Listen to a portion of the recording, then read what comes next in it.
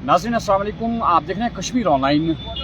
जैसा कि आपने कैप्शन में पढ़ा होगा कि आज इस वक्त की जो 4 अहम खबरें हैं वो हम आप तक पहुंचाना चाहते हैं, जिसकी तफसील हमारे पास आई है। आपको मालूम है कि सुबह ही यहाँ पे गोरीपोरा नूरबाग इलाके में एक 13 साल लड़का जो मिसिंग था, यानी कि उसके घर वाले उन्हें मालूम नहीं था कि उनका बच्चा कहाँ है। शाम तक ढूंढते ढूंढते जब उन्हें महसूस हुआ कि ये बच्चा कहीं नहीं है तो उन्होंने पुलिस को यहाँ पे बाज़ाब्ता तौर पे आगाह किया कि उनका बच्चा गायब है। फौरी तौर पुलिस ने सुबह ही SDRF और जो हमारी रिवर पुलिस है उनको बुलाया और फिर सर्च ऑपरेशन, रेस्क्यू ऑपरेशन या सर्च ऑपरेशन का ये जारी था 3 दिनों तक लगातार।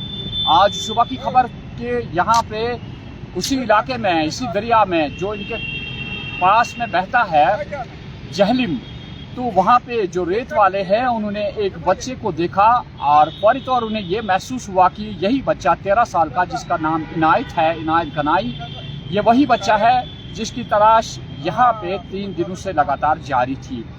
यहाँ ये बात काबिल जिक्र है कि उनके घर वाले जो कहते हैं कि बच्चा घर से बाज़ाब्ता तौर पे कपड़े पहन के निकला था, तो कपड़े पहन के अगर ये बच्चा पानी में नहाने जाता है तो ज़ाहिरी तौर पे ये बच्चा जो है कपड़े निकाल के पानी में जाएगा।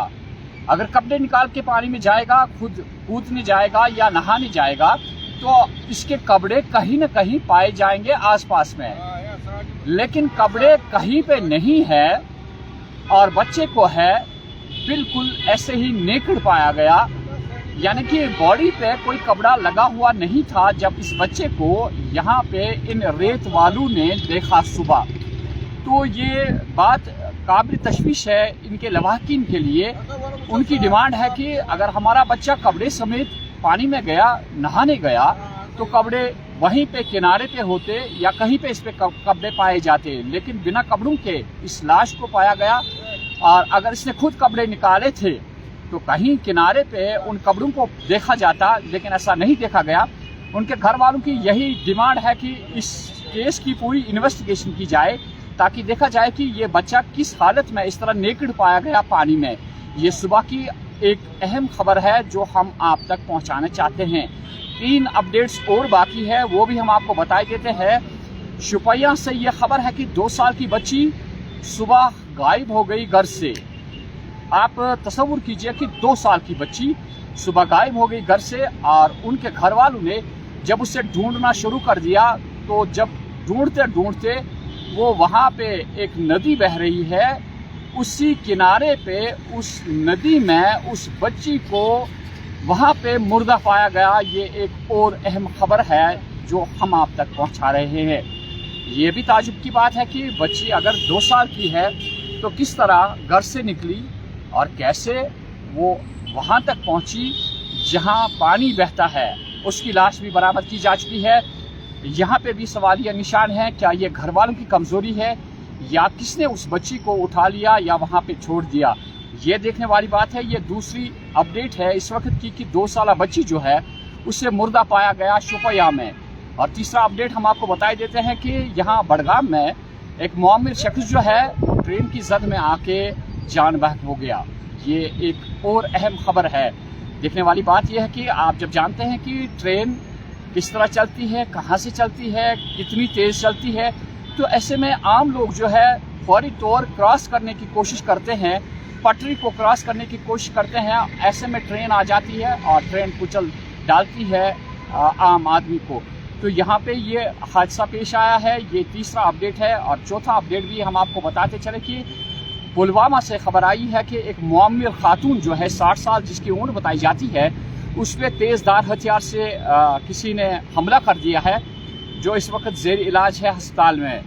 60 साल की उम्र और खातून, ये एक ताजुब की बात है कि एक 60 साल की खातून जो है उसे ज़ख्मी कर दिया जाता है एक तेज़दार हथियार से। ये पुलवामा की खबर है जो हम आप तक पहुंचाना चाहते थे।